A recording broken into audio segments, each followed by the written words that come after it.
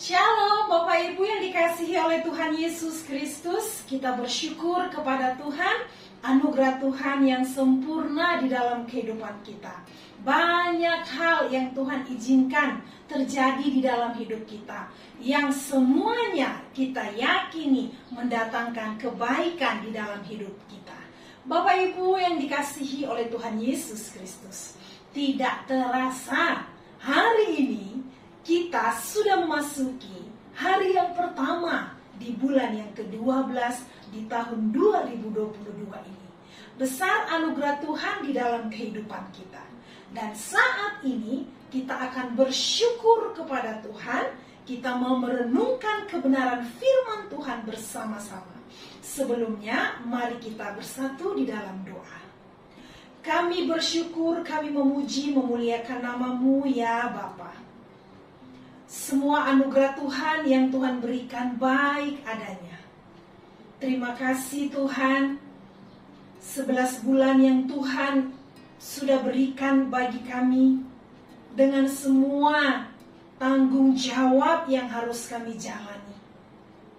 Ungkapan syukur kami naikkan kepadamu ya Bapa, karena mempercayakan lagi kepada kami satu lagi bulan di akhir tahun 2022 ini. Kami bersyukur bulan baru yang Tuhan berikan bagi kami. Bapa, terima kasih. Betapa Engkau sangat mengasihi kami, menyayangi kami, dan tidak pernah memandang latar belakang kehidupan kami. Bapa yang baik, saat ini kami rindu lagi merenungkan firman Tuhan. Bahkan lebih daripada itu, Bapa, kami rindu menjadi pelaku kebenaran firman-Mu.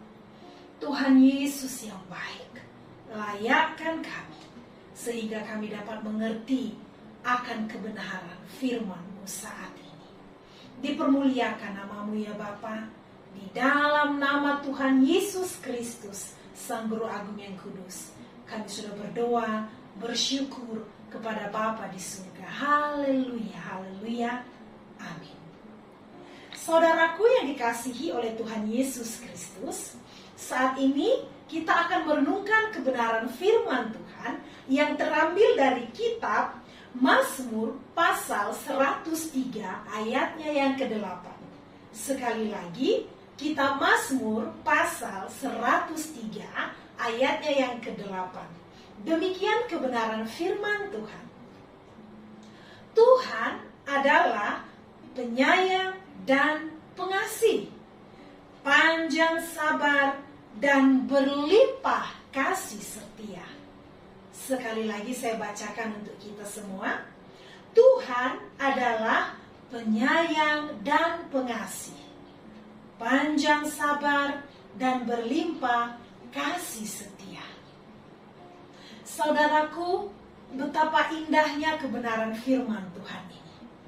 Dikatakan Tuhan itu adalah penyayang, Tuhan itu adalah pengasih, Tuhan itu adalah panjang sabar, dan Tuhan itu adalah berlimpah kasih setianya.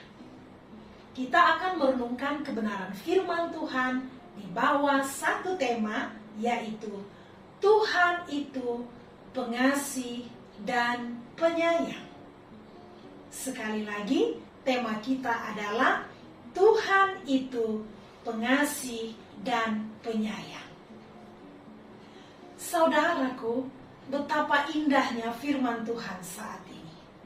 Kalau kita mau melihat bagaimana ketika Tuhan mempercayakan kepada kita, awal tahun 2022, kita dapat melewati bulan yang pertama, bulan yang kedua, sampai akhirnya kita bisa melewati bulan yang ke-11.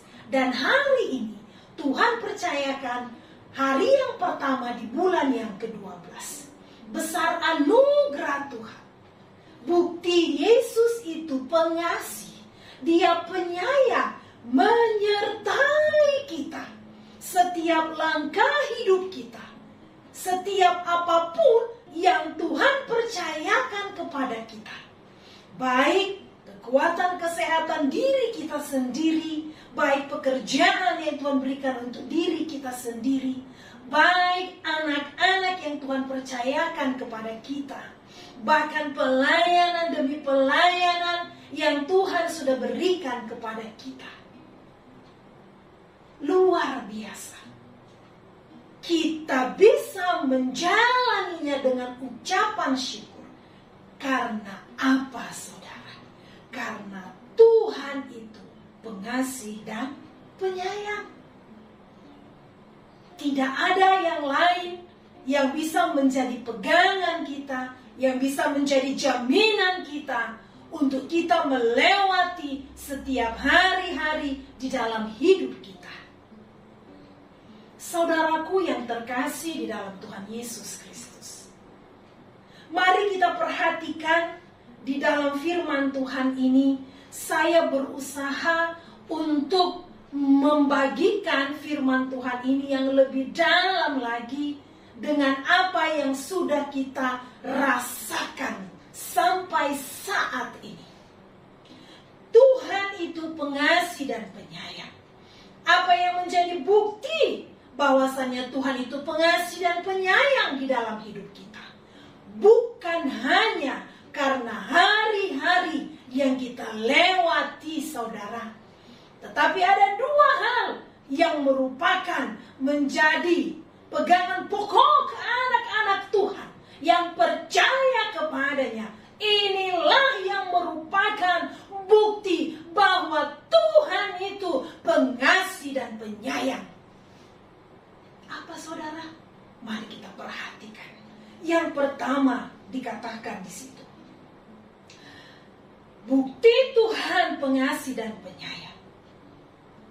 Yang pertama, Tuhan Yesus lahir ke dunia ini. Haleluya. Bapa berinisiatif memberikan anaknya yang tunggal. Sejak kejatuhan manusia ke dalam dosa di dalam Kejadian pasal yang ketiga, Bapa berinisiatif untuk memberikan anaknya harus melewati cara bagaimana manusia bisa lahir di dunia. Bapa juga memberikan Yesus lahir ke dunia melalui rahim Maria. Rahim yang penuh dengan roh. Tidak ada campur tangan manusia sedikit pun di dalamnya. Haleluya. Bukti Bapa pengasih dan penyayang, Tuhan pengasih dan penyayang, Dia memberikan Tuhan Yesus Kristus, dan Tuhan Yesus Kristus lahir di dunia ini. Itu yang paling penting, saudara. Haleluya, luar biasa. Ketika saya renungkan firman Tuhan ini, saya bilang iya. Bukan hanya lepas dari hari-hari yang kita lewati, bukan hanya lepas dari tanggung jawab, dari berkat yang Tuhan percayakan. Lebih dari itu, Yesus lahir ke dunia. Yesus melakukan apa yang menjadi rencana Bapa. Saudaraku, Lukas yang pertama ayat 30 berkata, kata malaikat itu kepadanya, kepada Maria, jangan takut, hai Maria, sebab engkau beroleh kasih karunia di hadapan Allah. Sesungguhnya engkau akan mengandung dan akan melahirkan seorang anak laki-laki, dan hendaklah engkau menamai dia Yesus. Haleluya. Sangat jelas, saudara. Yang akan lahir dari rahimmu adalah Maria, bernama Yesus. Dialah Tuhan Sang Juru Selamat. Haleluya, saudaraku. Betapa besar kasih dan sayang Bapa kepada kita. Dia memberikan anaknya yang tunggal, Tuhan Yesus Kristus. lahir di tengah-tengah dunia ini. Saudaraku, Allah mengutus Yesus untuk melaksanakan rencananya yang agung, yang besar, yaitu untuk apa? Untuk memperdamaikan manusia dengan Bapa. Saudaraku, Bapa tidak mau kehilangan anak-anak yang Dia ciptakan. Bapa tidak mau kehilangan dan membiarkan manusia ciptaannya terus jatuh dan jatuh ke dalam dosa.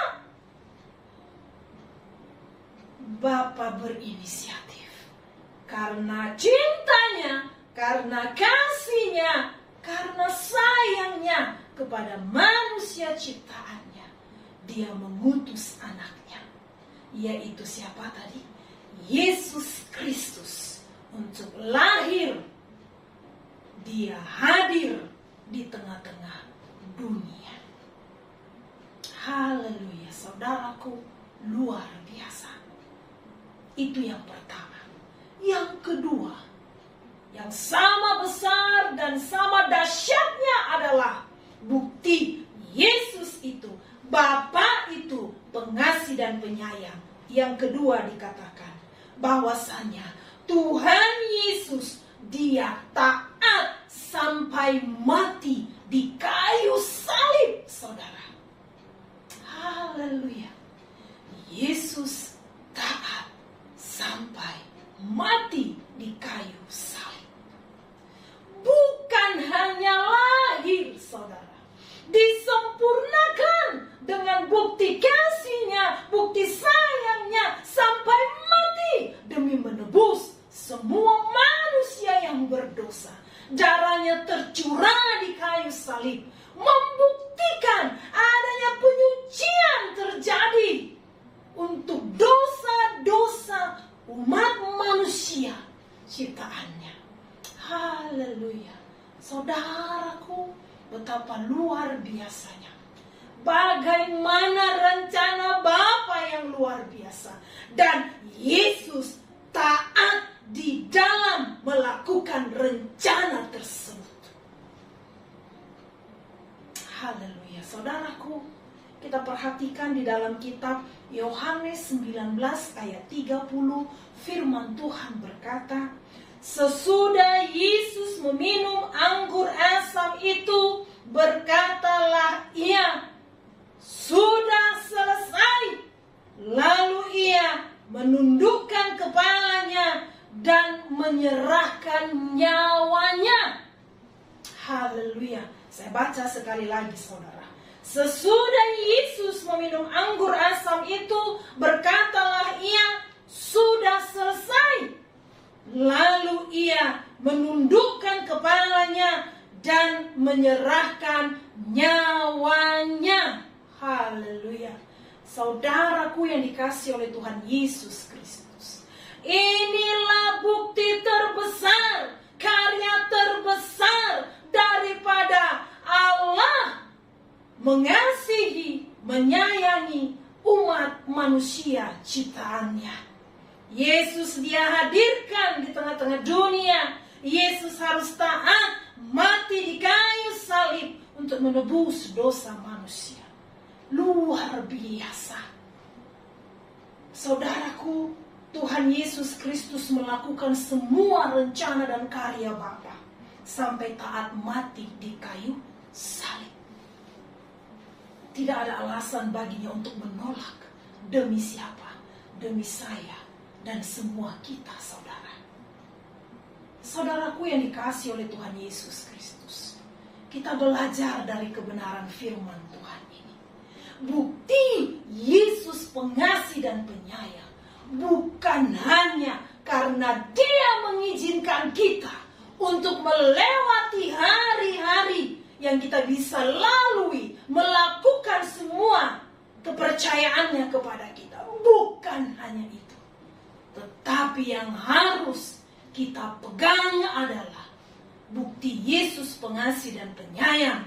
Dia memberikan dirinya hadir di tengah dunia dan sampai mati di kayu salib untuk menebus dosa-dosa kita.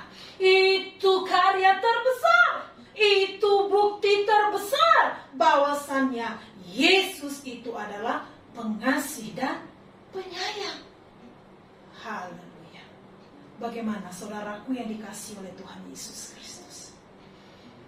Setiap hari mungkin kita membaca firman Tuhan, tetapi mari kita merasakan bukti terbesar kasih Yesus itu. Ketika firman Tuhan diperdengarkan saat ini, jangan keraskan hati kita. Kita mau katakan, ya Bapa, mungkin selama ini saya hanya merasa bukti kasih-Mu, bukti sayang-Mu, Engkau memberkati, memberikan kesehatan hari-hari baru bagi kami, makan, minum, pekerjaan, tetapi lebih daripada itu, Bapa hadir di tengah-tengah dunia dengan anaknya Yesus Kristus.